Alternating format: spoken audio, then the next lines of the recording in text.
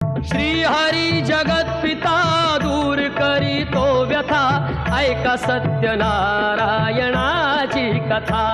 ही ऐका सत्यनारायणाची कथा, ही ऐका सत्यनारायणाची कथा। उल्कामुख राजा होता महाथोर, तयाची पत्नी होती सुंदर।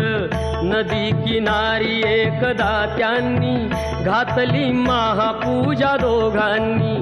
आली एक नौका त्याच मार्गानी, नाव भरलेली पूर्ण द्रव्यानी। होती व्यापारी साधू बाण्याची, रीत पाहण्यास आला पूजनाची।